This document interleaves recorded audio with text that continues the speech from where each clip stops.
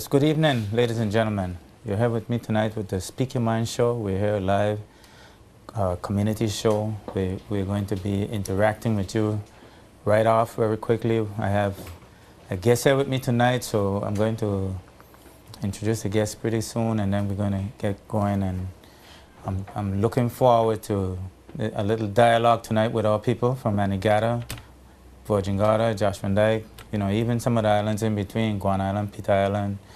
Let us know what's happening. Let us know how you're being, what kind of livelihood you're having in these rough economic times. And let us know, what are your challenges, and even share with us some of the ways you've overcome some of the problems you have.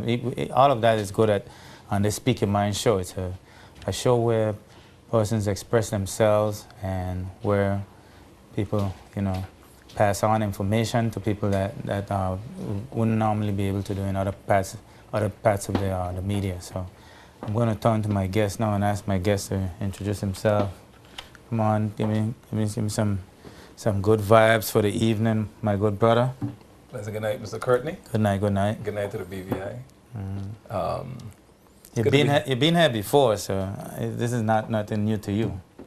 Well, still, not too often, but yeah, nothing new. And I want to say good night to everyone in the 9th District and to the wider BVI. And we're just looking forward for a good show, interaction, discussion, and how we can make our communities better and how we can progressively go forward in this British Virgin Islands. Through talking and discussing and sharing our views and providing input. That I think is so important, and of course you bring a different perspective to the show tonight because you're a religious guy, and you put across your religious beliefs very eloquently. So I'm hoping that we'll have that kind of dialogue tonight. Well, certainly. Well, I know you will do it as well on Sunday. I know. I'm aware of that. Yeah. Well, hopefully, and I think that's one of the roles that we should play as Christians, in our community. That we should be able to take active roles in the community, that we can contribute to the betterment of our community. So I hope that's what we're here tonight. Like I said again, we want to be constructive. We want to be able to have proper dialogue. We're not here to bombard or belittle anyone. I think all of us love these BVI, and we're just here to facilitate discussion tonight, Mr. Courtney. Definitely. Yeah. And of course, we're going to open up the lines to viewers and people that want to call and text us as well, because from time to time on this show, we get some pretty interesting discussions from our audience as well. So, the lines are also going to be open for our viewers to share with us in dialogue. Because yes. I'm one of those people who believe that by talking things through, we get to another level. We're able to elevate our intelligence. You may have one point of view, and I may have a different point of view, and by us expressing ourselves, we're able to then, in some instances, come to a new understanding. Correct. Yeah. So. Yeah. And that's what we need in this country more than anything else. A lot of discussion. Sometimes in my being around people, in speaking to others, you have so many people that have different perspectives that you never thought about. Right. And that's how we advance each other. We advance the country or communities when we're able to just talk constructively. And I know a lot of people have a difficulty with that. We want to be a people that sometimes criticize to the point of deconstructing. Yes. It's not productive.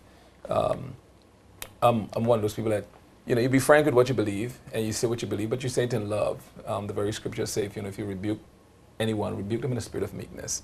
And so I want to be able to bring up discussions tonight as relating to the 9th District, as I've been here before. Okay.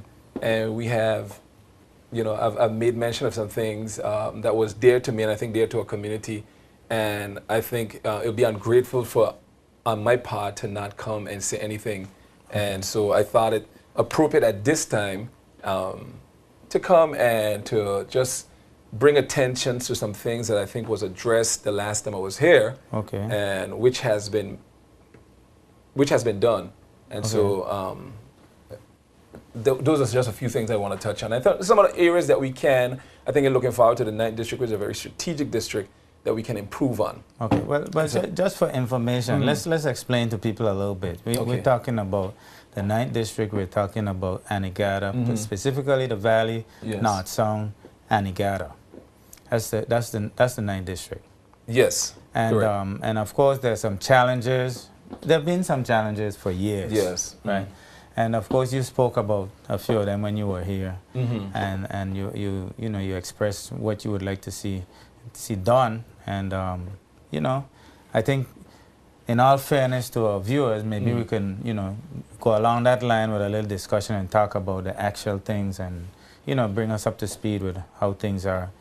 Okay. What I like to call our playground. I so love. I'm gonna confess right now and tell you, there's an area between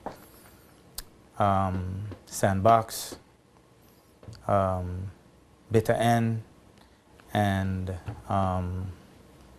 the other end out there. That whole area there. I Yes, think that's yeah. the most pristine area that I've ever been in.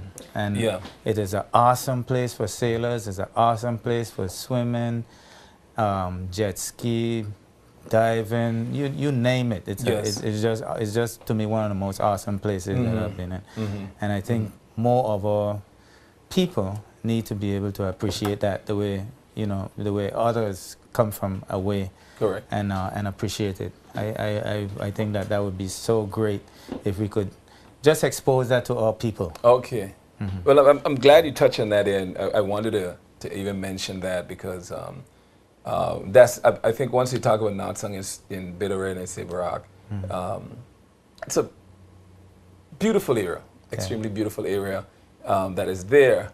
And I mean, the word that I think gets people attention is Gun Creek. Yeah. And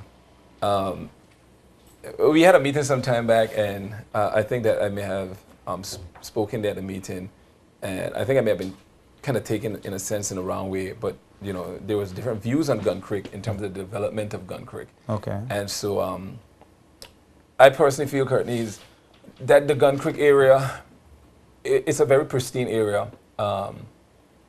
It's an area that has a lot of opportunity for development. A lot of potential. A lot of potential. Both privately and government. Correct. Yeah, Yeah. I have studied the area on one occasion, Yes. so I'm very familiar with the area. I was also involved with the construction of the Harrigan building. Okay. Yeah, so Okay. I'm familiar with the area, Okay. and I also know of the traffic in the area, which is an important part of the area. I'm So- glad you said that because lately I've been discussing Gun Creek, Right. and it's an area that needs addressing sometime sooner or later. Yeah. One, for the traffic issue that is there. And I'll quickly say this.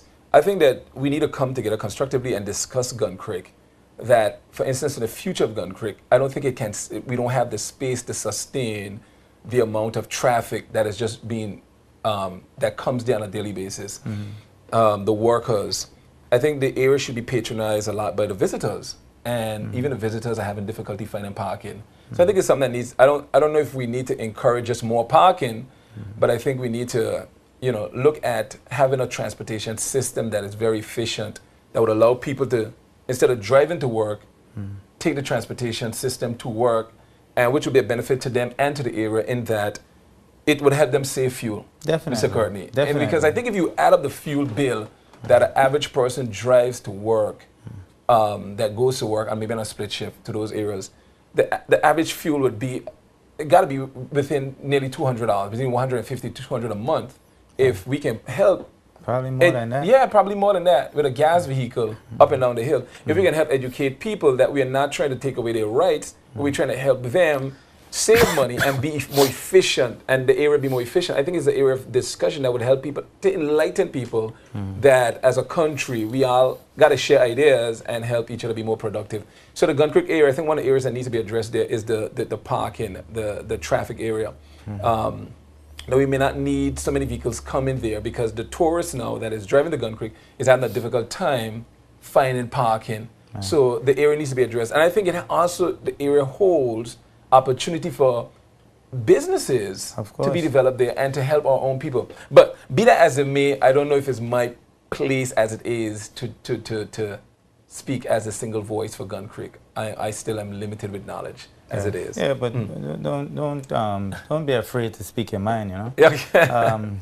One of the greatest guys that I know who caused a lot of public development is a guy named Robert Moses, and he never ever had a political office, or he never worked directly for government. Oh wow! But this guy did a lot of really big projects, you know, and he was influential in making decisions on a number of things. Okay. And he was an ordinary citizen. So, you know, sometimes maybe that's what it takes, you know, sometimes that's what it takes. Sometimes that's what it takes. If you have a vision, if you have some idea that can work, sometimes you just might need to put it out there and help. You know, sometimes people need help with things. Well, before I touch on the Gun Creek, there was something I want to touch on before we even talk about Gun Creek and development. Go right ahead. Because I know we're limited with time. Yes. But tonight, again, like I said, I came on the show some time back, and I made mention to some things that was very dear to my heart. And first of all, something that was mentioned was a park. Right. And as I refer to scriptures, I think it's in the book of Luke chapter 17, verses 11 to 17. There was an incident with Jesus, and there were 10 lepers, and they cried out to Jesus, and they asked him if he could heal them. They were lepers. Right. And it said that Jesus spoke to them and said, go show yourself to the priest. And they went, and apparently they were healed. One came back out of the 10. One came back, and he glorified God, and he thanked God, in essence, for what was done. The principle, the moral of the scripture is this: if good has been done, give God thanks. You shouldn't be ungrateful. You shouldn't be ungrateful. That's the moral, that the essence of the scripture I want to bring out. Not that anyone is Jesus and anyone is lepers. Right. But so when I came here, I mentioned the park. Yes. And I want to thank God that the Minister of Education, the Honorable Myron Walwyn, he responded under the leadership of the Premier, Dr. Orlando Smith, the Honorable Dr. Orlando Smith. Right. And he responded along with his government, and they were able to bring about this park. Yeah. And it's an absolutely beautiful place. Not only bring about the park, but I have my ears to the ground as well. And I heard that the people that go there and keep birthday parties, I heard that the people that go there and take their kids on a Sunday afternoon. So it is not a project, but it is a community asset at this point. Well said. Yeah. Well, and I personally wanted to come in and say thanks to the government and thanks to the Honorable Myron Walwyn, because I personally want to be seems to be ungrateful that here it is, we came and we expressed the need for a park, and now that it's done and it's been completed, and you don't say anything about it. So I don't want to. I want to set the record straight that I'm very grateful for being able to come and speak your mind, and it was heard, attention was given, and now the park is completed, and we have an absolutely beautiful park there in Virgin Gorda. And matter of fact, it was criticized. We had some criticism with it, Mr. Courtney, and people were saying to the like that, you know, we don't need a park, it's not necessary, there's other urgent things, and I agree that there's a lot of things to be done, but a park, as you said, is an asset because it helps with the development, the social integration of a community. Yeah. And I have to say this, that almost every time you go there at the park is well utilized. There's always people there just about every hour of the day. People are at the park. They're there, they're enjoying, the children are there, parents and children along. I would like to see more parents there with their kids, because I think that's what parks should be. Not just don't send your children to the park, but bring your kids along, bring your children along to the park. And you know, and have the more social integration. So I came there a few times with my kids and my cousins, and we had a really good time. The kids love it. My children are always excited. I have a little 1-year-old daughter, and she loves it. Okay. And there's a little slide there just for the kids, and she loves it. My wife tapered the other day, just having a great time. So I want to say thanks to the Minister of Education, under whose portfolio this park was done. I want to say thanks to the government for making this possible there. And I know it's a huge investment, but I think it's a worthy investment. It's a beautiful park. It's being utilized by the people of the community. And so I want to say thanks. I want to set that record straight. And on that note, I don't know if, you know, I think I also remember the minister came to a graduation at the Catholic Community Center, and that is a place that used to be very hot. Okay. And the islands are hot. We went to graduations upon graduation, and the place would be hot. The minister came a graduation, stood up and said, I can't remember his exact words, but he made mention that this place is hot, and we're going to look into this. Something to that effect. Okay. And before you know it, the place was fully air conditioned. So now we have, is the Catholic community, it belongs to the Catholic Church, yes. And they're usually very, it's there, you know, it's the doors are open. It has been open for years to the community, and so we want to thank them, and we want to thank the minister for making the community center, the Catholic Community Center, even a greater place. Okay. And so we recently had a service there, and it was air conditioned, beautiful. Had a wonderful time there, and so I want to thank the minister for that. I don't think in front of record straight, I haven't made mention in terms of the last time I was here, but it's air conditioned. So I want to say thanks for those things that the minister, this government has made possible thus far. And I know there's a lot of stuff to be done, but I just want to personally say thank you to the government for what they've done thus far, okay. Mr. Courtney. Okay. Mm-hmm. Let me see, we have a couple of texts. Let me see what the people are saying out there. We always try to keep in touch with the people in these islands. Is this man running for election? You could answer that, or you could wait. Hospital, and a library. 750,000, too much for one part. He said, does the 9th district have a development plan? I believe so, but we're gonna come back to that. Pastor Greg, please ask for a hospital, and let's give God thanks for that too. There you go. Obviously, the people are watching the show, and they're concerned that the number of other things to happen in the territory, and not even saying the 9th district. I'm saying in the territory. Yes. Because we're developing, and with development comes change. Some people don't like change. I'm going to speak about change tonight because I'm a change, what you call a change person. Yeah. We're going to talk about some of the topical things that are needed in the 9th district as well. So you go ahead and if you want to answer some of the comments that were made. If I can remember the best of my knowledge, the answer from running for election. I was jokingly, I was responding to myself, and when I'm asked this question, I say, yes, I'm running for election, according to what running you're talking about, because I'm running from running. Okay. So I enjoy what I'm doing. I'm a Christian. I'm a full-time minister. I enjoy what I do. I love Jesus Christ, no compromise. I love preaching. I think I'm contributing to my community, and I want to do more. I think everybody can do more from where they're at. I think there are people that are called to politics, and God bless them. I love the ministry. I love preaching. I love spreading the gospel. So not because you speak in your community or you take a public role of expressing community concerns, having a voice in the community, that I don't want it to seem as though because you speak, that means you have to be running for election. Then I don't know. I've lived in Virgin Gorda all my life. I went off to school study, but I've lived there, and I love the country. I love the BVI. I love Virgin Gorda. So for me to sit down and not speak about things, I don't know why that has to be deemed as if it has to be run for politics. So I want to say that quickly. There was a priest on Virgin Gorda, and I remember this very vividly in my mind. It's etched in my mind. He said, if you have the ability to respond, you're responsible. If you have the ability to respond, you're responsible. And it never left me. And I think if I have the ability to see things in my community, I'm responsible for it.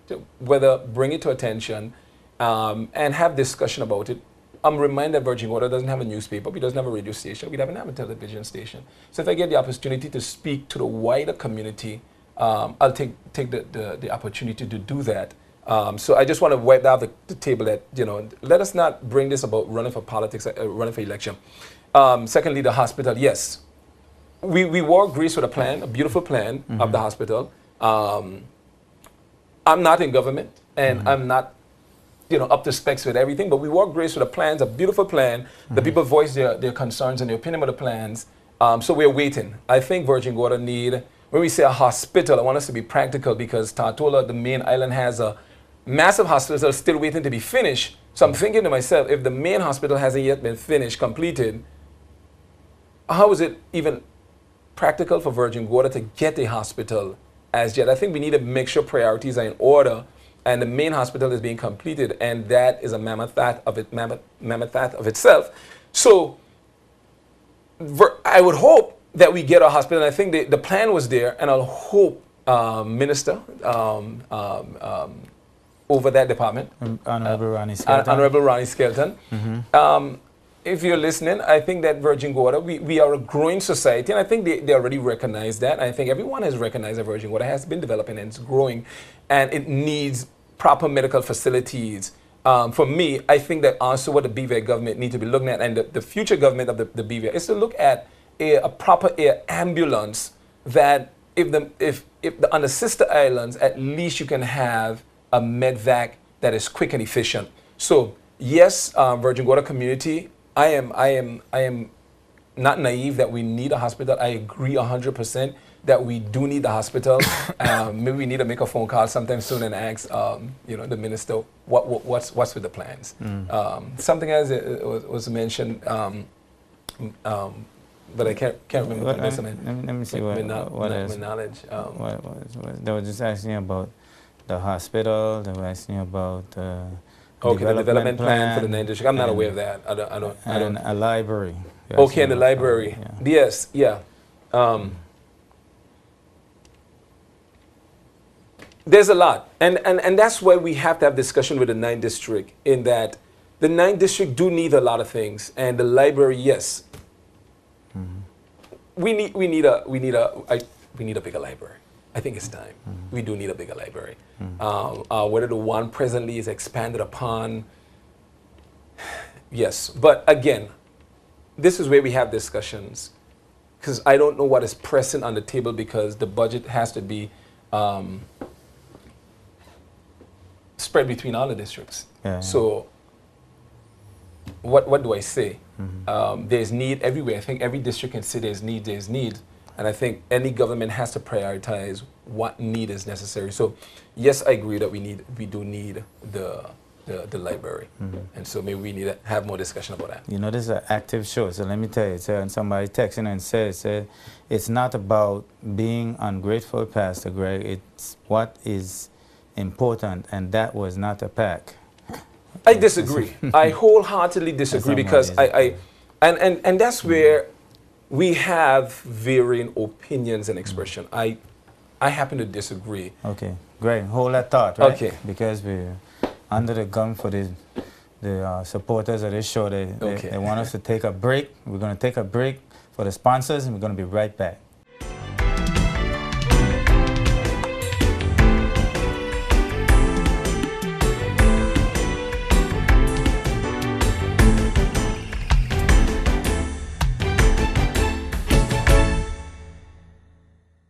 Say hello to the Digicel DL700, our newest best value Android smartphone with a 4-inch display, front-facing camera, and a 5-megapixel rear camera.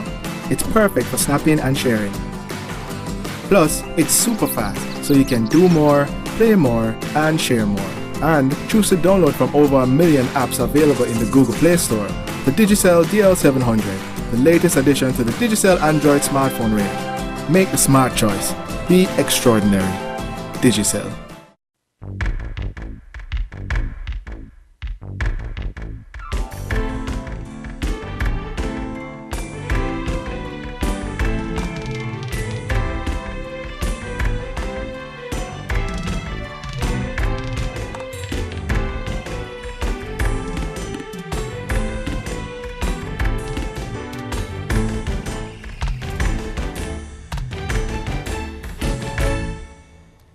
Yes, ladies and gentlemen, we're back with you at the Speak Your Mind show.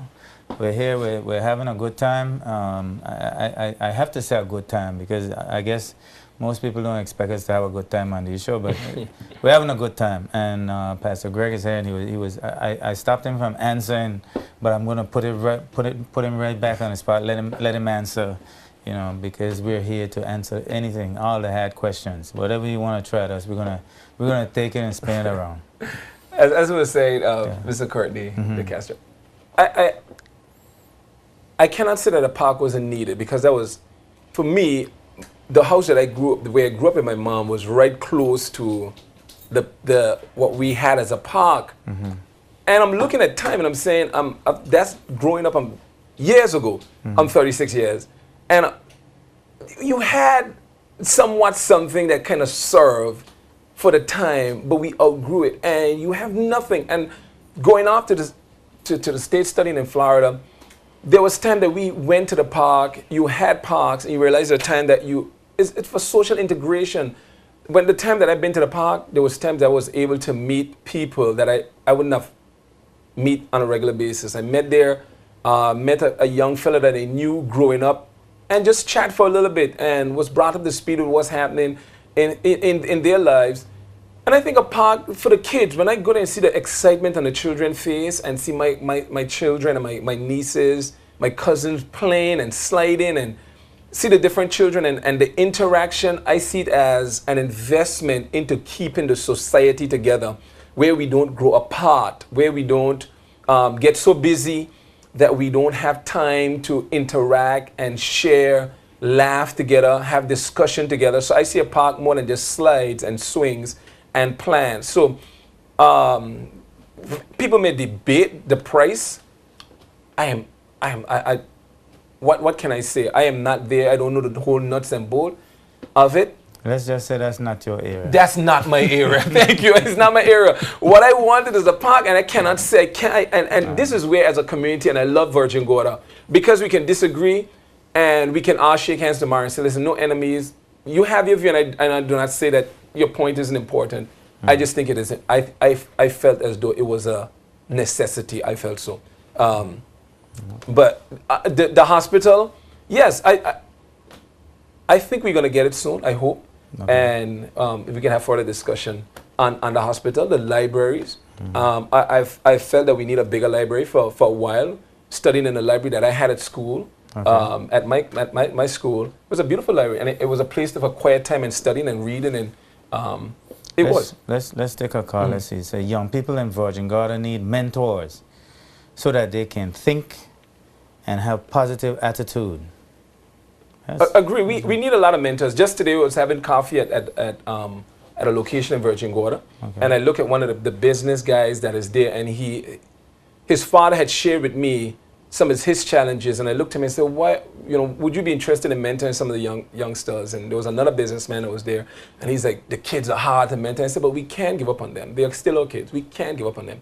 I do agree that we need mentor, but it's not as simple as people may think it is, just going out. We need mentorship, and it's going to take investment. It's going to take time to invest in our children's lives. It's not as simple as we're making it seem. It has to be done properly so that we can see the fruits of our labor. So I agree. We need mentorship, but we need a proper mentorship program with proper investment. I would love for the people of Virgin Gorda if we can put a mentorship together, and those who are capable and able to invest in a proper mentorship, because a lot of people are saying, Mr. Courtney, that we need stuff, but most of the time people rely on government to do it.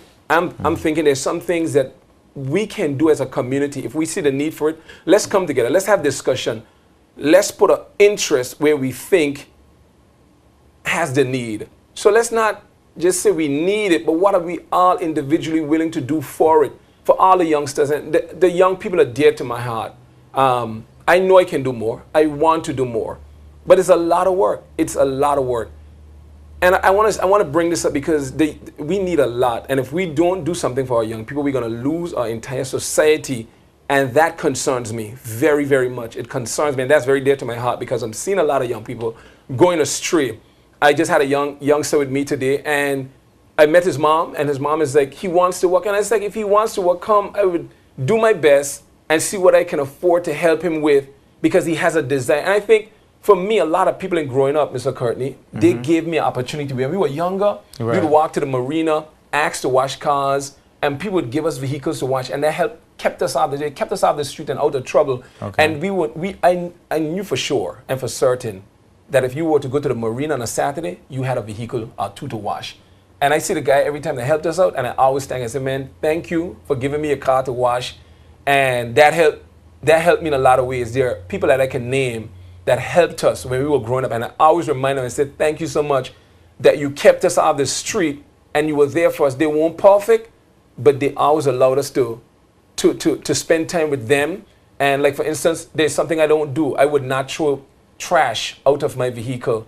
I learned that from one of the persons that we used to spend time with. And I remember one time my friend and I was riding in a bus, and my friend, one of us tossed a napkin, and it could have been me. We tossed the napkin out, and he looked at us, and he stopped the bus, and he said, don't you ever do that again.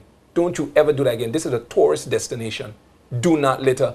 I find myself doing the same thing, like, hey, if on the street and I see somebody take a straw and take the paper and drop it, I stop my vehicle most of the time and say, why are you doing that? Just put it in your pocket until. But because people invested into our life in little ways, and they spend a lot of time, they allow us to spend time with them, we learn good things that we could have carried on. So we do need a lot of mentorship in the Virgin Gorda. We do. We are looking into it. I personally I want to be a part of it in any way possible. So thank you for that comment. We got 2 more texts. Let me see what the people are saying. They're saying here. They say, "Good night, gentlemen. We need something for our young men to do, so they can be off the road." But basically, what you just answered that. Yeah, that's true. But let us also not just it can't just be the mentor, because people lambaste countries like America, and they say, you know, America, and you have in every country. One of the things I appreciated about America is that you didn't see too often in the areas that we were in, children being on the street.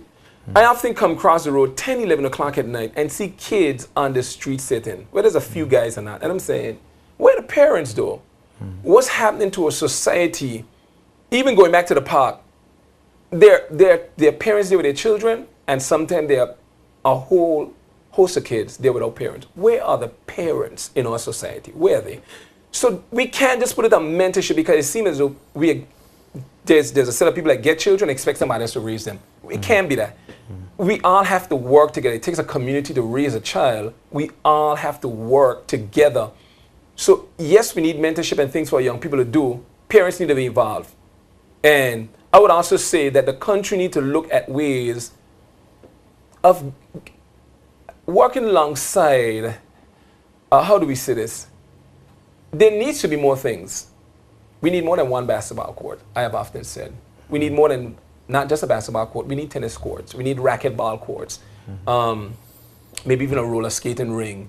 We need a sports program. A sports program. Yeah. Give the children things to do that they can utilize their energy and their time constructively. Give them. So a skating ring where children can, and not only that, they can develop their own abilities and talents.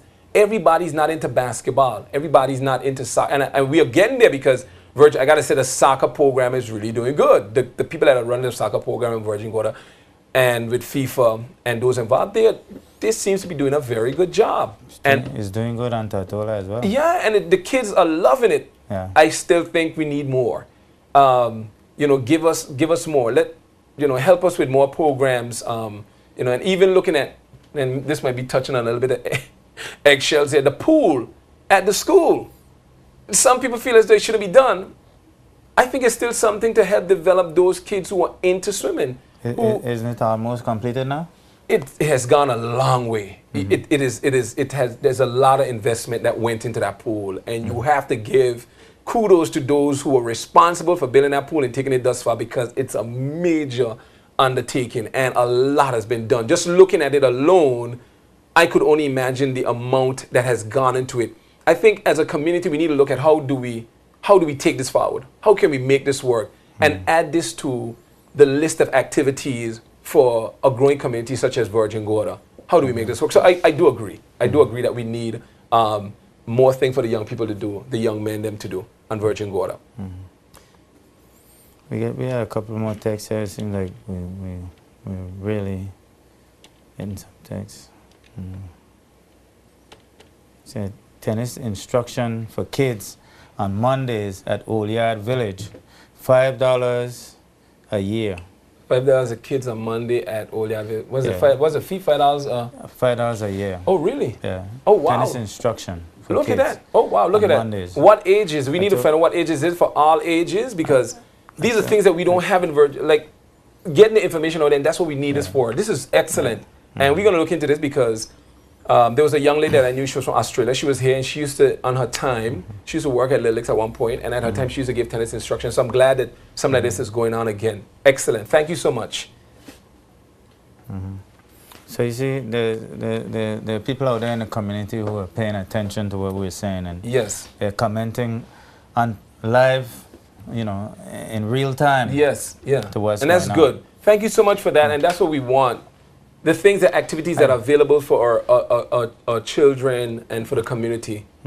Thank you. And whatever organization that is, thank you for taking the time and doing such. And making it very affordable. It says Purple Dragon Karate Wednesdays and Saturdays at the Ashford Walters Community Center.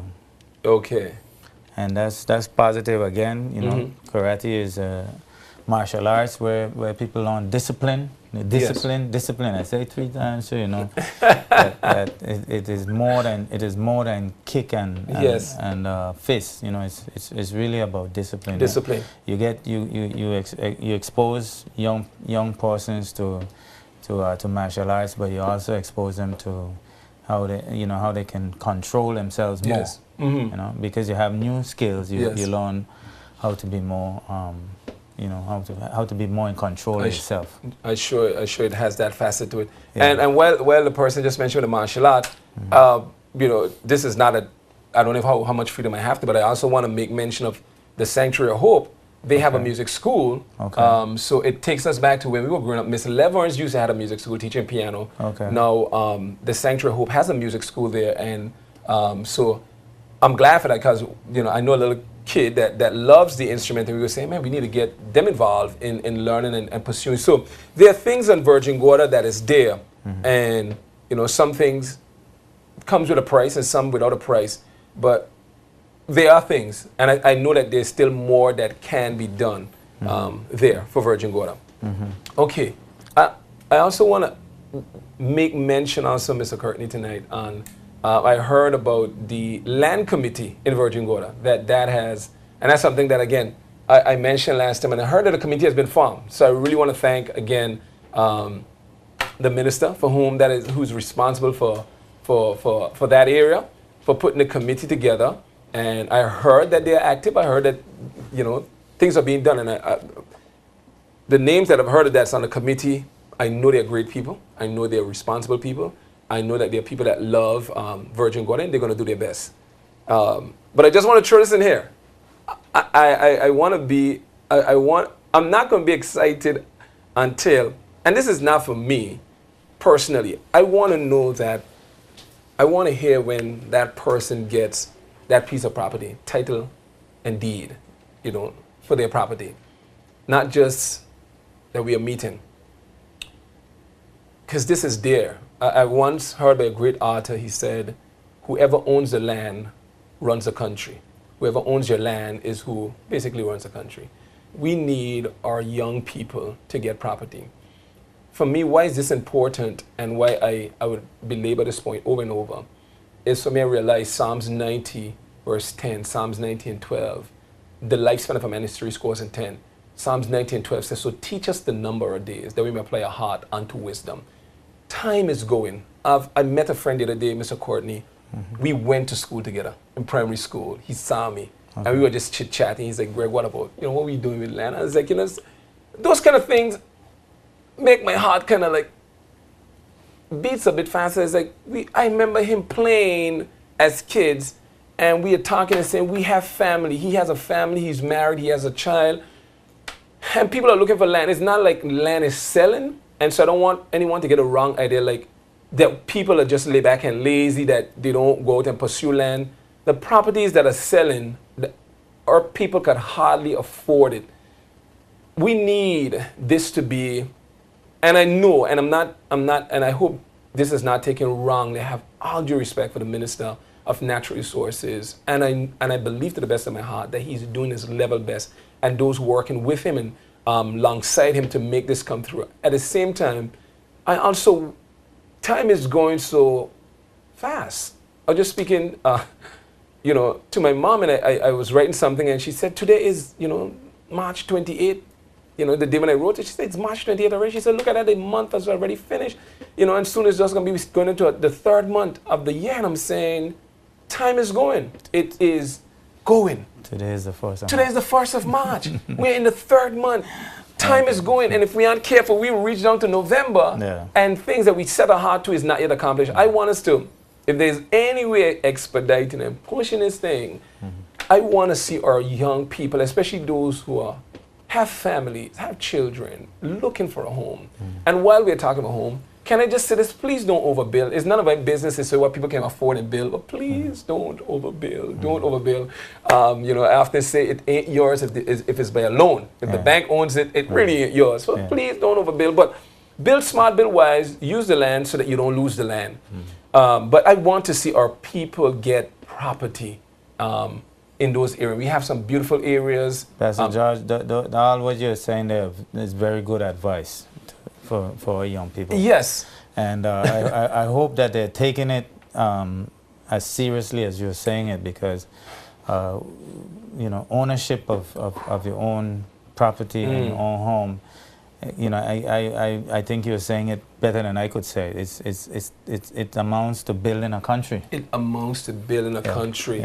You know, people, that's what as I read in the book, it said that's what they call it, real estate, because it's the only real sense of wealth, land. The value always appreciate. It doesn't depreciate like that. That's true. So I would like to see more of people. And to confirm what you're saying, if you, oh, we got a call online.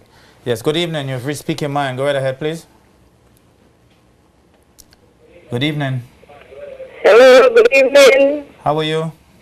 Praise the Lord. Praise the Lord. You all having a good evening, good time? Yes, we are. All right. Well, what is really on my mind tonight is about children. Okay. They have mothers, and they have mothers and fathers.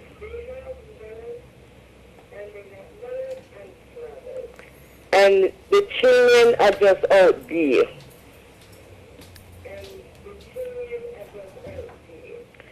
They are begging for love. They are begging for food. And they are also begging for a home. Okay.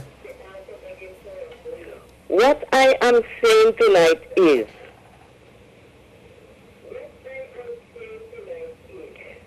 mothers, if the fathers are not even looking, which they should, because it's two people.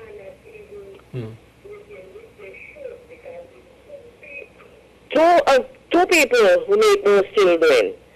But what I am looking at now is these mothers, they are incubators, and the fathers are sperm donors. My heart goes out to those children because they are bright children. Well, Carly, you're making a very important contribution, because one of the things I was planning to speak a little about tonight is, you know, how we take care of the very young and how we take care of the very old. And I think as a community, regardless of whether or not, you know, persons are raised with both mother and father or not, or whether or not they're raised by the state, maybe that's where we're headed right now. Some people may be raised by the state, but the point is we should have in place a policy to ensure that the very young and the very old are taken care of, especially. Are you still there? Yeah, I'm here. I'm listening. Yeah, and I think those kind of policies would really help tremendously. I mean, we're seeing some instances where prenatal care probably needs to step up. You know, where young mothers who are having babies, maybe they need special attention. We're also seeing that there's some people in our community who, because they're of a mature age, and they may need some help with their finances and their living conditions. And any society that ignores the children, the very young and the very old, is a society that's going to destroy itself. You are so true, because remember, those are the men and women of tomorrow. Yes. Thank you, Carla, for that note. Good night. Good Okay, night. good night. If I can say,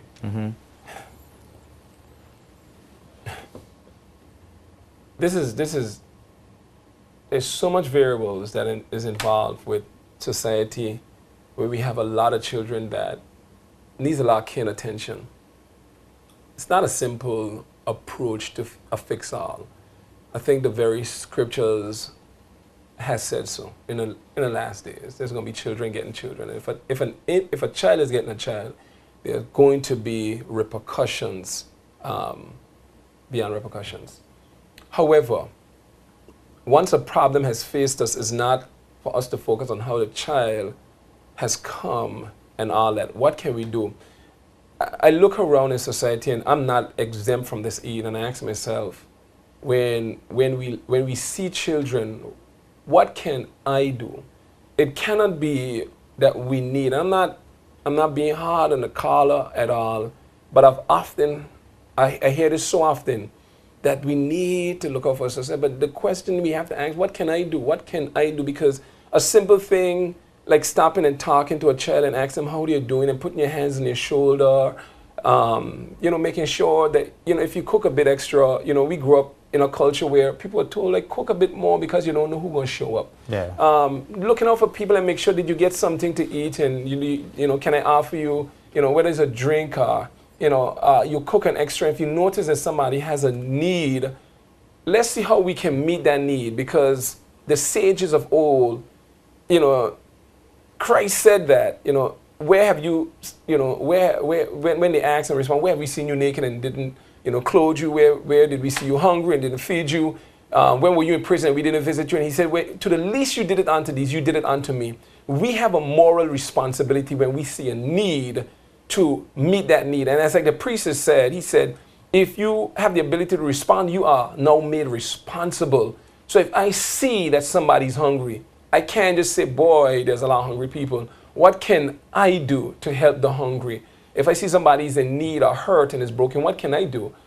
And that is where I wish a society would come more. If each one help one, we'll have a way better society than looking and just observing, because everybody has the power to do something, whether it is a sandwich, whether it is a cup of juice, whether it's a cup of water, whether it's a hello, whether it's be good. I try my level best. I ain't perfect, but I try my level best to see our young people and try to give them a word of encouragement, because at the end of the day, they are our children.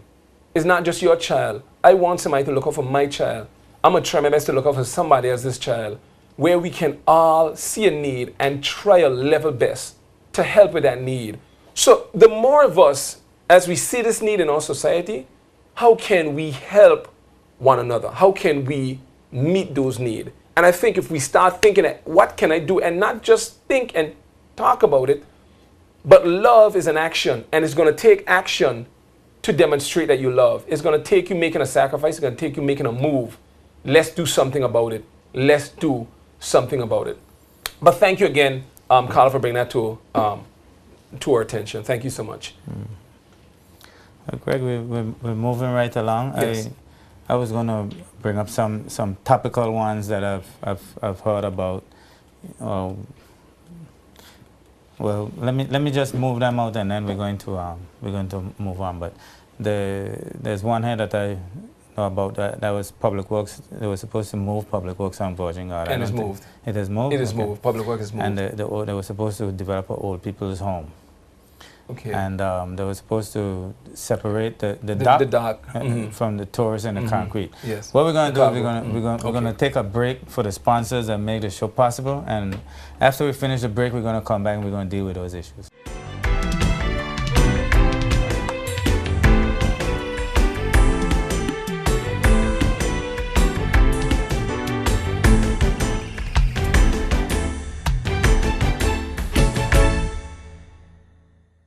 Say hello to the Digicel DL700, our newest best value Android smartphone with a 4-inch display, front-facing camera, and a 5-megapixel rear camera. It's perfect for snapping and sharing. Plus, it's super fast, so you can do more, play more, and share more. And choose to download from over 1 million apps available in the Google Play Store. The Digicel DL700, the latest addition to the Digicel Android smartphone range. Make the smart choice. Be extraordinary. Digicel.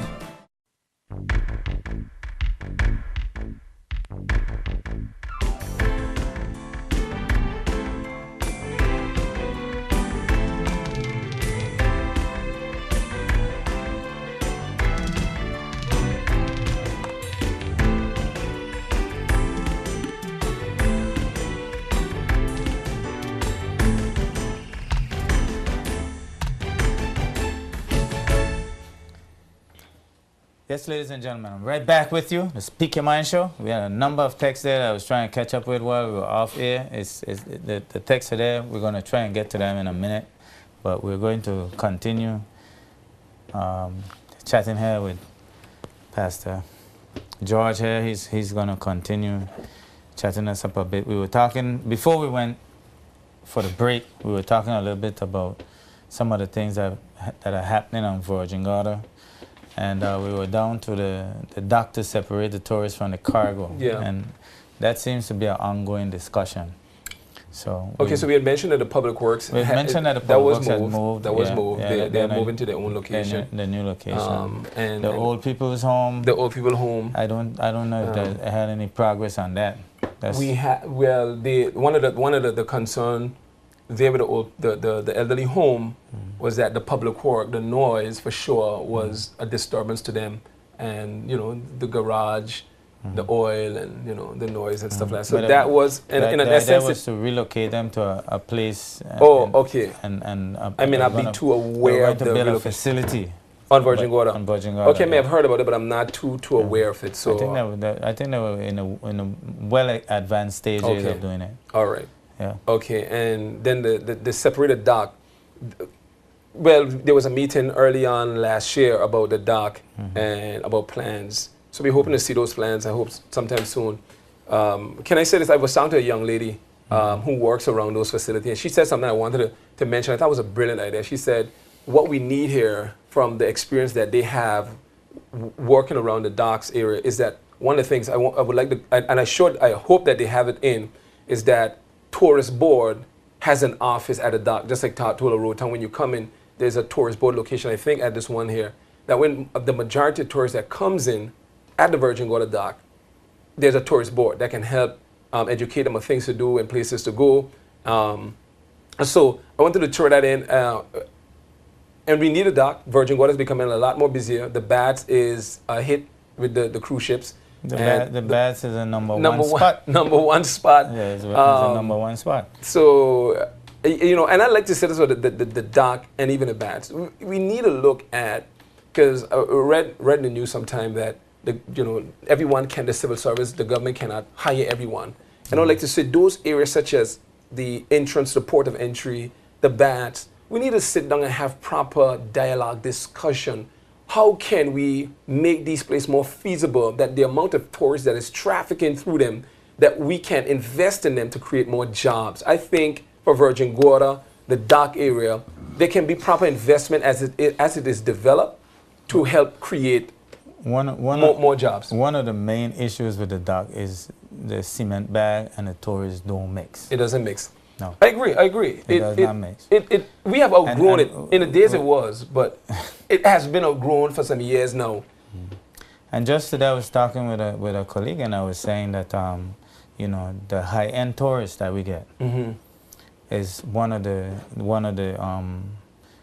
one of the better path of our tourism, or the more sustainable path of our tourism. Yes. Is the high-end tourists. And the high-end tourists, if we meet some of the needs, I don't say we should meet all of the needs of the high-end tourists. If we meet some of the needs of the high-end, you're going to meet the needs of all the other tourists. I agree. If you aim high, if you aim for the stars, you might land on the moon. You land on the moon. Yeah, because good concept. No, it's a very good concept, and that's what that doctor developed there when it is put forth. Hope it's not a completed drawing, but when it is put forth to us, that we are able to put in our ideas, because if the dock area can be developed really good so that it can have proper commerce and we can provide jobs. That is not a hustling point, but a place that can service the people that come to and fro that dock, because now we have runs up until 10:30 and 11. Speedies has just extended their runs, their hours, and so you have from the Beef Island and the Road Town. So you have people coming through the dock area. So that is an area that needs proper development. Yeah. And we need to have need to have some more discussion about it. Input. So yes. But I want to touch on, we need some public input. We need some public input. Definitely. Agreed. Definitely. I want to touch on some of the things. The pool, the expertise on the pool and how we're going to make it safe to the children. I think from the best of my knowledge, we have the brains on Virgin Gorda, because the Virgin Gorda is a diverse place with numerous people there and residing there. And I think if there's proper discussion and interaction with the various people that are there and the visions that they have presented for the pool, I don't think no one would have build a pool if they didn't have a vision for it. If we have discussion, we can make this thing workable. At this point, I don't know what we're going to do. Also, I think I could say publicly, Vaughn Whitley, my buddy. If you contact Vaughn, I'm sure Vaughn will give you all the details of how the pool is going to function. I know he has been one of the people behind this pool. Mr. Wheatley has been, and he has been able to raise a tremendous amount of funds, you know, to get it to where it's at. And I'm pretty sure he has a plan. Well, and that's the thing. I am not a spokesperson for the pool, so I don't want to put my foot in the mouth. My foot in my mouth. I'm not the spokesperson for the pool, so I would just bring it up as one of the things that yes, it is there. That if it is developed, it can offer more. I think what we need to do is we need to get it up and running and functional. Yeah, but again, I was made to know that if with the pool, the expenses to run the pool is a pretty chunk of money. So I was made aware of that some years ago. But again, I'm not the spokesperson for the pool. And what I'm saying is, if we sit down and have a discussion, all the points can be taken, and then we can at least decide the way forward, whether to curtail this, wherever we have to decide. But I'm not the spokesperson for the pool, so I don't want to be here as if I am. A text was sent in by the bike riders, because I know time is running, but the bike riders. And I've often thought about this, because we are losing a lot of our young people, young men, young guys on the bikes. Few things came to my mind, and God knows I love my community. I know most of these guys. I met one the other day, and he came there and he stopped and I said, if all the scooters one had sounded like your bike, this would have been a better society. I think we need to look at the bikes, the bike issues. And I know there's been some discussion lately about having bigger bikes. This is what I would say personally. I don't know too much about the bigger bikes, and if they're asking for a racetrack for the bikes them to be on. But because of BVI size, we have to think this thing through properly. What I thought about, that if you want a bike, I think there should be some prerequisite before you are allowed to get a bike. You have to have proper insurance. That you have to know that these bikes can be properly insured. That in the event that there's an accident, the insurance can pay for this. Because if we're losing a young man on the bikes, then again, if a bike is there, who's going to stop them from taking a bike and injuring themselves?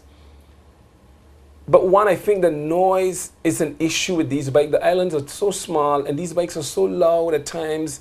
You can hear them from a mile away, and with the loud noise. I think these are things that we need to look into. If we are a tourist destination, we need to look at somehow looking at the Noise Abatement Act, that you can't just have your vehicle or your bike too loud, and we got to look at It's a huge topic. I think we need to have a lot of debate, because I'm not a bike rider. Would you be open to having a Virgin Gorda bike one-on-one? What do you want to call it? A powwow, a discussion?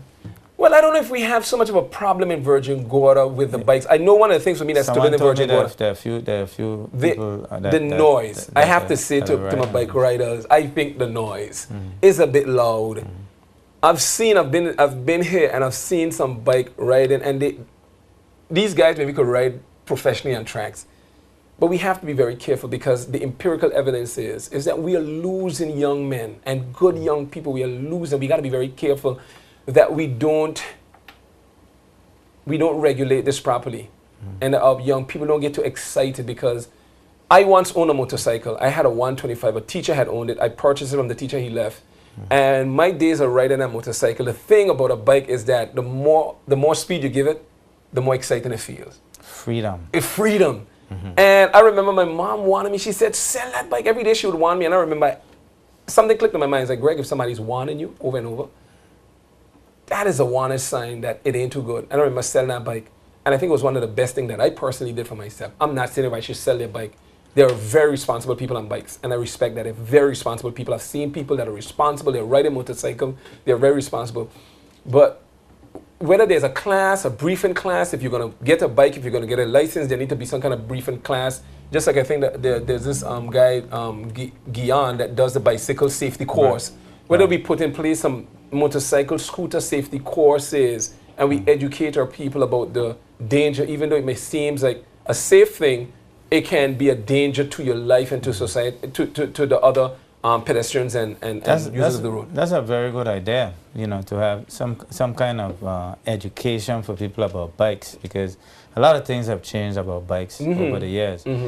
And there's also the other side to it, where we're having instances where a lot of stuff is going unreported, because sometimes the bikers are not insured or they're not licensed. So when someone knocks them down, even if they're wrong, it's not reported, because the guys don't want to bring any more trouble on themselves. So so in some instances they're the victims as well.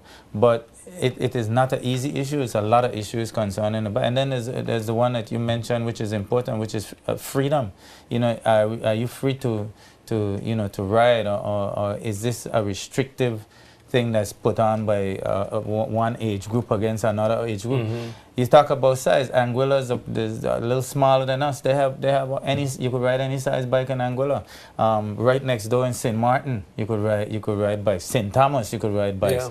It's not a simple issue. It is a fact, though, that we've had some tragedies. We've had, and they're regrettable. We're sorry that they happened. And people say that, if you raise the bikes, you're going to have more. There's no guarantee that there's going to be more. There's no guarantee there's going to be less. So that's why I think, and I'm not an advocate for or against bikes. I'm not. I think we just need we need to talk about it, because I want those who have bikes to understand that the community is not against anyone. I think, for me as a BVI lander, I love my country and I love my people. I think this is why the BVI is special. We studied abroad, but there was something very unique about the BVI, the people, the friendliness, the openness about the people that we have here. And when a young person dies, it hurts all of us. When you read the news and you see a young person, you say, God, again.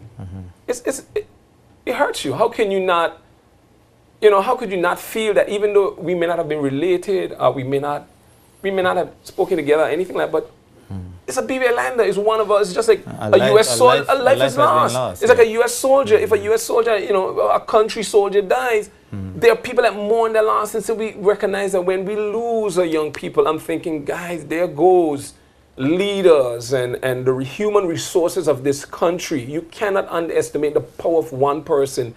And I used to ride scooters. I had a motorcycle.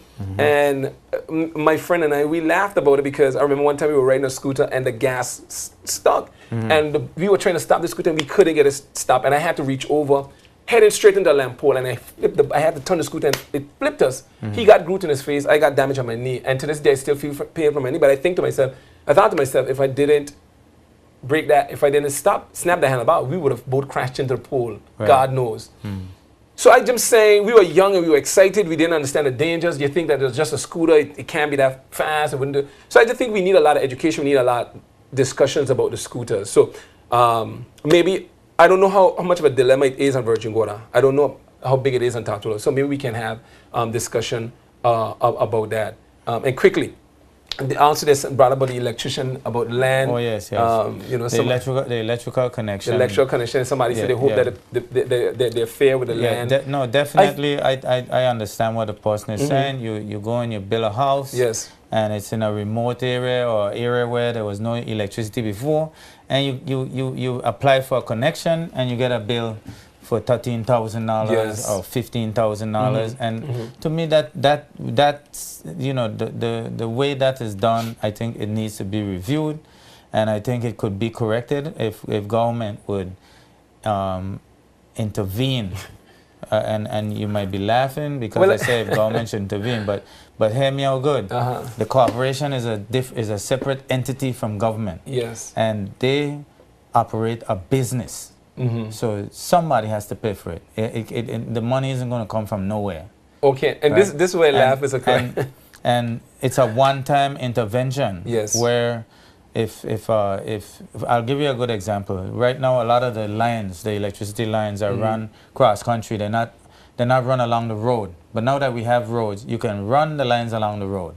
It's going to take money to remove those lines from where they are and run them along the road. But once they're along the road, to get to your house, it will be a shorter distance. Okay. And whereby it will cost less Yes. for the corporation to make the connection. Okay. So it's not a simple fix. Yes. It's an expensive fix, Yeah. but it's a one-time fix. Okay. Well, I chuckle because somebody has to foot the bill somewhere. Somebody I chuckle. No, but I think one of the reasons why we have government is to help people in areas where people can't help themselves. Not to help people as put a crutch under your arm and keep it there forever. Not that type of help. Yes. I'm talking about help where, opening land for people to get access. Okay. Okay. So what? Providing jobs, job opportunity for people, so that they could pay their taxes, and the whole cycle walks around. Good. Okay. So I chuckle because of this. I was speaking to, I don't want to name any country, and but I was speaking to this person. They were working, and they're here working, and they're from another country, and so. We were just talking about the weather, and they were saying where they were from, how the weather is different, and then they say, I said, for me, I couldn't, I don't know if I'm gonna live in the weather. I said, well, if you grew up in it, then you become, you climatize, you get accustomed to it, and so we were speaking about the difference in the BVI and the sunlight and the peace and the tranquility, and we were speaking about their country, and I said, and I mentioned, I said, and there's a lot of tax there, and they said, well, that's true, but the tax. But we have a good infrastructure. We have good road systems. We have good emergency plans. We have, all these stuff that and the tax goes for. And I thought about that. I said, that's a very good point. So where we may say like some countries have high tax, once the tax is spent to make life easier, then you can see where the tax is going. My thing is that in a BVI, are we willing to pay a little bit more tax? Not to increase it, because there are people, somebody, I think, sent in a text and was speaking about a job issue there where they're making less money. I think with the minimum wage. The $4 an hour. We know the $4 an hour is too low. It is too low. I agree. Yeah. It is way too low. Yeah. However, people need to be, and the show doesn't afford us the time to speak on all the issues. We don't have the time to talk on all of this. All those issues. So I'm just saying with electric, if the government if we were to look at the amount of people in the BVI, we were to do look at the amount of connections and who need help. What if we were to do just analyze it, do a division among the population of the BVI and put down whether it's just a temporary tax? I don't know. I'm just brainstorming to alleviate this pressure, because they do have points, and you made a very good point. If you run it, but it's going to take money.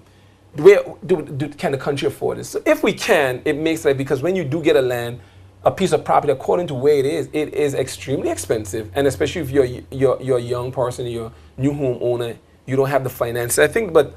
I believe the government has been trying their level best to help in situations like those. I think it's a point well taken. I think it's up for more discussion. Pastor George, one of the things is that the electricity department, the legislation that governs them has been in place for a long time. It has worked. Okay. It has worked for us for that time. It needs to change. Yes. There are some areas that need to change. Yeah. The idea that the electricity corporation is the only person who could produce electricity, it needs to change. You can't have net metering. You can't have you can't give back to the corporation. If you could put a solar system in your house where you can produce enough electricity for yourself and some. And then when you're working from 8 to 4 during the day, when you're not using any electricity, you could send it back on the grid. We can't do that because the legislation is not there in place. Okay, all right. So we have some old legislation. These Yes. things were not around when the legislation was made, Okay, yeah. in the 1960s. Yeah. So we know that there's some areas for improvement. Okay. That's all I'm saying. All right. Let's work with those areas for improvement, improve upon them, Yeah. and move on. Okay. But right now, Yeah. right now though, we have to take a break for the sponsors that make the show possible. So we're going to take a break, ladies and gentlemen. We're going to be right back.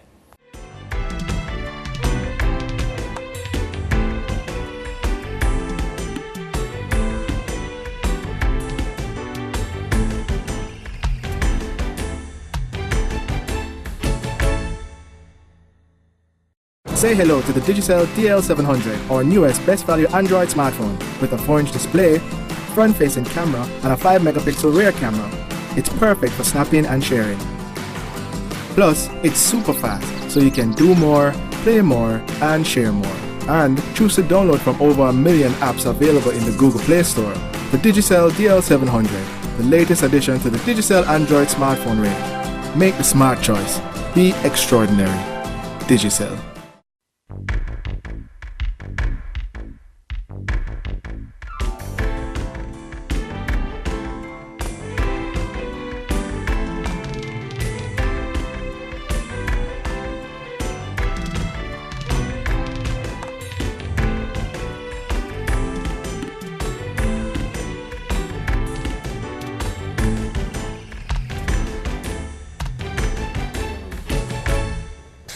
Yeah, good evening, ladies and gentlemen. Pastor George and myself, we're right here with you. And we're taking the text and we're trying to get to all of them, and we're going through some of the issues with them one by one. Yeah. So bear with us. And you wanted to touch on one about it. Yes, I just wanted to acknowledge that a text came in with the Virgin Water Fishermen that do a good job at the summer. Yes. Sorry, there's a lot that is there. The Virgin Water Fishermen has been for years, I don't know how many years now, but at summer, I remember one time I came to drop one of the youngsters off. He had a fish around his hand. He asked me for a ride to the beach. And when we came there, I saw a sea of people. And I was amazed, literally, that the amount of young people that are that is involved in the Virgin Water Fishermen summer program. So I don't want to name names. I might stop. But I know Mr. Donald Flax and Mr. Michael Collins, along with others, and numerous others, I'm sure, because that is so big for any one or two people to pull it off, but I know they're very involved in it. And people give their boats and their time. A lot of people from Virgin Water, the fishermen, do give their time, their expertise in fishing. So yes, the Virgin Water fishermen, my sons are a lot young. We need to know the age and those things and make sure that, because I would love for my sons to be a part of it too. So again, sorry for overlooking, but yes, the Virgin Water fishermen at summertime. We got a couple of texts as well. He said there's a list of people that have a letter from government for land by Copper Mine for years and no title, nothing but excuses. Before we say that though, yeah. I think he might explain to our viewers out there though that a lot of the land on Virgin Water is Crown land. Yes. It's owned by the government. And over the years, various governments have made it possible for various individuals to get passes of land to do various things, including hotel property and including other things.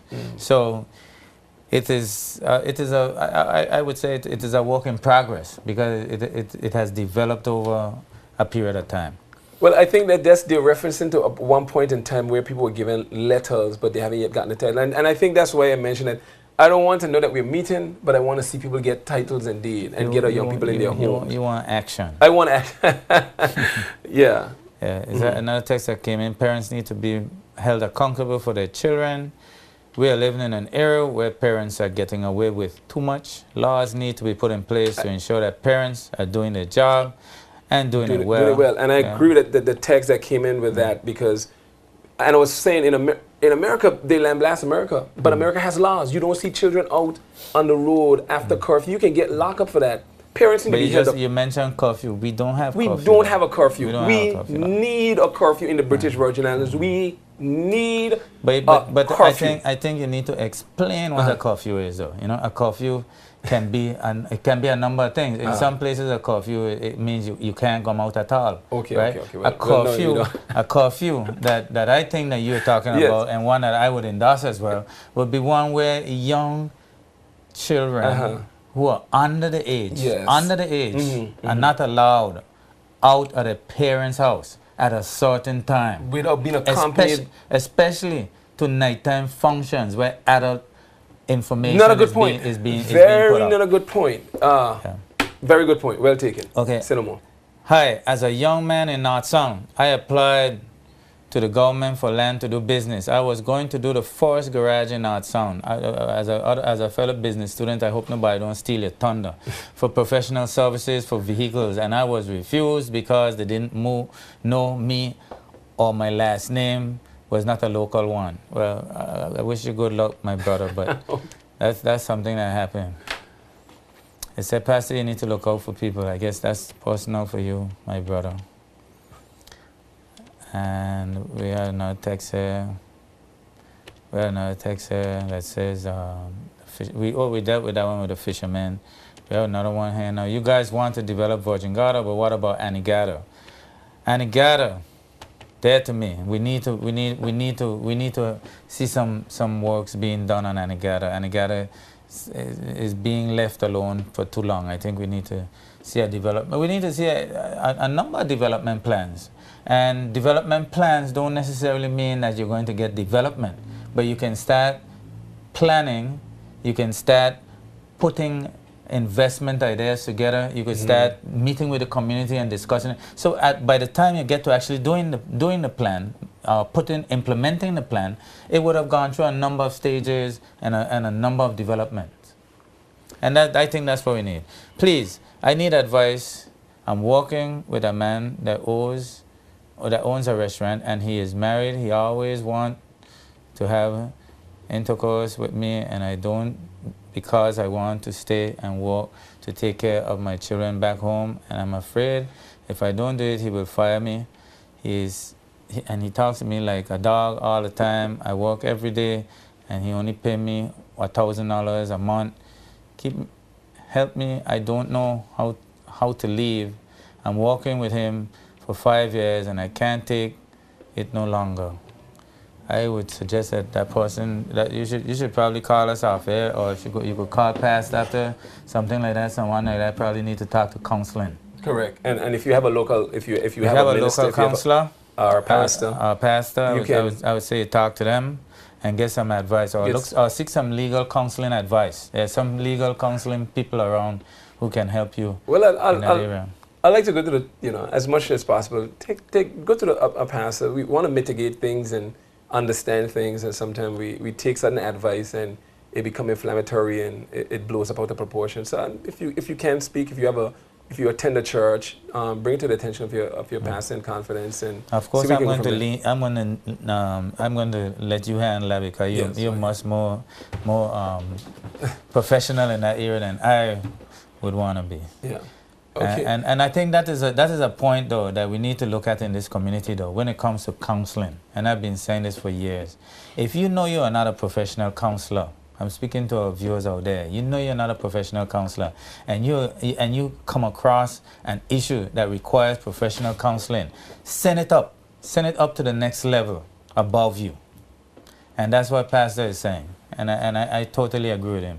You send it up to the next higher person than you who can deal with counseling. And there are a number of people out there. Correct. And I think that that is one of the ways that we can help, get proper help. Indeed. Before we go, no time is going, I want to bring up a situation in Virgin Gorda that I think is very dear to my heart personally. Is the Brigada Flex, educational secondary. I think the primary, most of the secondary. From where I stand, I think we need to, as a community, have some constructive discussion about the Brigada Flag Secondary. This is not a blame game. This is not pointing fingers at any one person. That's the school that I attended. And from my communities, from where I'm positioned in the community and what I knew before, I'm seeing the Brigada Flags Educational Center needs a lot of help. One, I'm calling on the Minister of Education to come and have discussion with us. We don't need no set of cameras, and we don't need this to be no big news thing. We just need to sit down and have proper discussion with the administration, with the teachers. I would like to be there. I would hope to be there. But we need to look into the Brigada Flags Educational Secondary. We need to. I'm not talking about the structure of the school. That's one thing.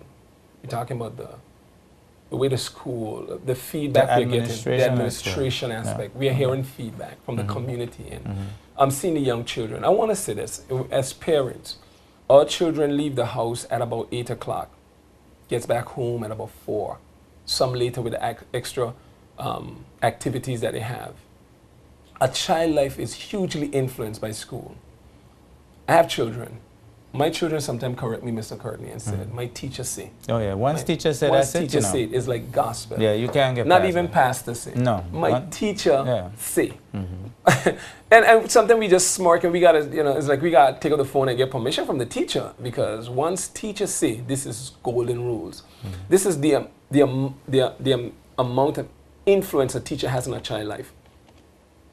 We need to look at how, as a community, we can work together, be involved.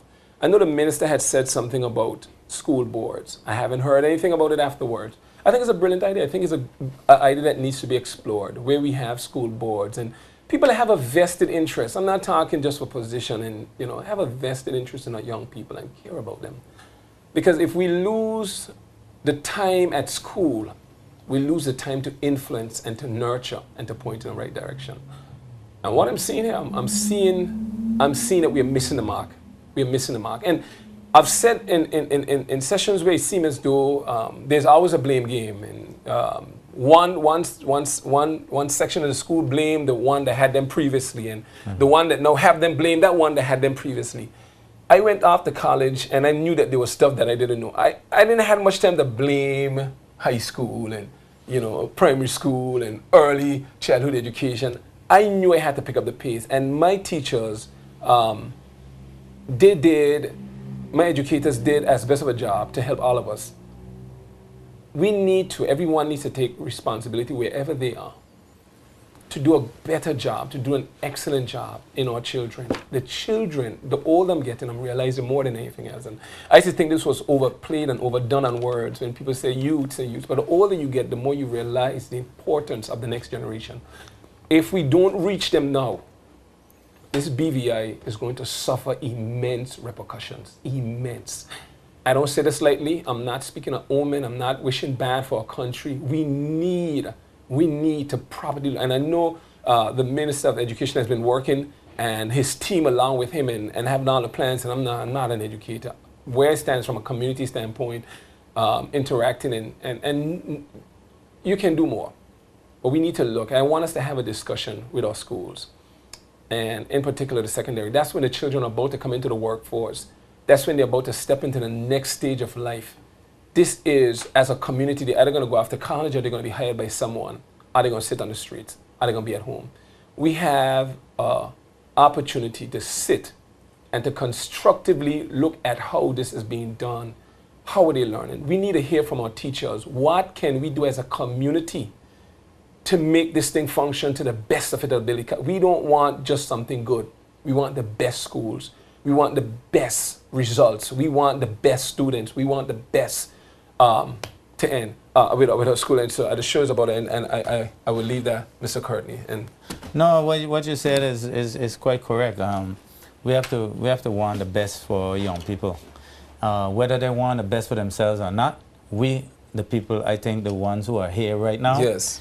The people who are here before us, they left a foundation so that we could be here. Yes. And we have to instill in these young people yes. that they can do better, and we want the best for them. We want the best for them. We need to. We're not taking anything else. No compromise. We cannot. No compromise. We cannot. The best, and that's it. It has to be the best. Yeah. This is and this is what I feel very much.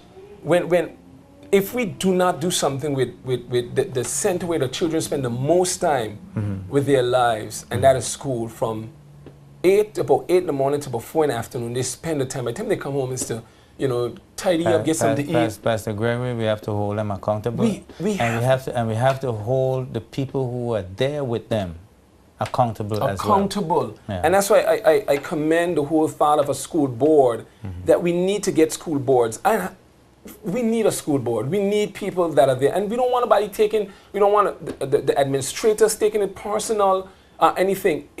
This time has changed. And it amazes me at times, because there's going to be a time when we won't be relevant. This generation would no longer be relevant. When you have things that are being done. I remember seeing 2 kids sit down playing with 2 games in their hands. And I'm seeing them talking to each other and discussing. And I'm saying, what are you guys doing?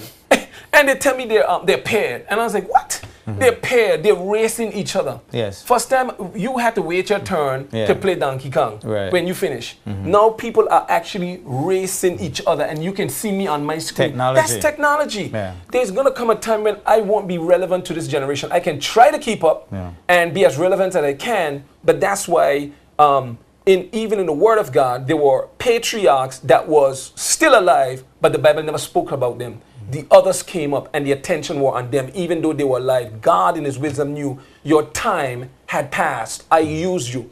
We need to be relevant enough to reach our children. This is what I'm saying.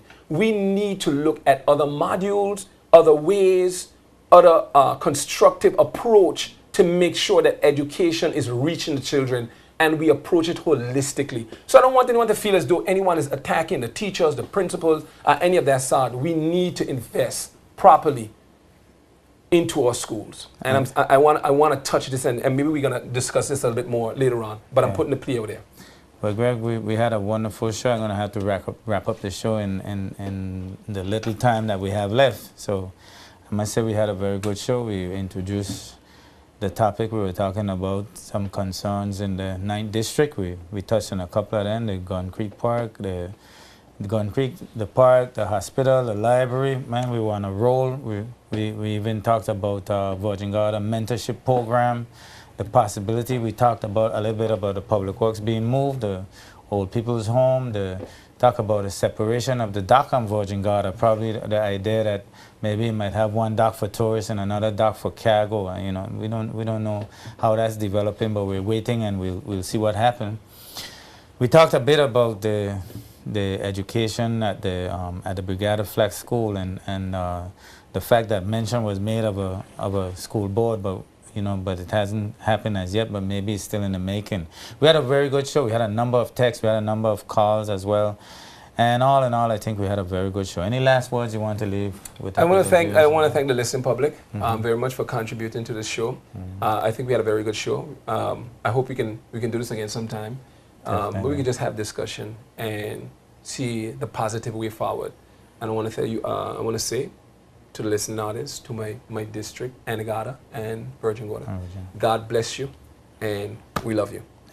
Have a wonderful night. Yeah, and not to forget that we talked a bit about the pool, the electrical connections to houses and stuff like that, and help coming to Virgin Gorda. I'm into Anegada at some time. Anegada is an active part of the 9th District, and it is. And there's roads to be done. There's a lot of developments to be done on Anegada as well. Yes. We're out of time, ladies and gentlemen. We had a wonderful show, and I totally enjoyed it, and Pastor George enjoyed it himself. Yes. And we're glad to be able to be of some help to the larger Virgin Islands community tonight. So, as I usually say at this time, God bless these Virgin Islands and the people that live in it, and we'll see you again next week.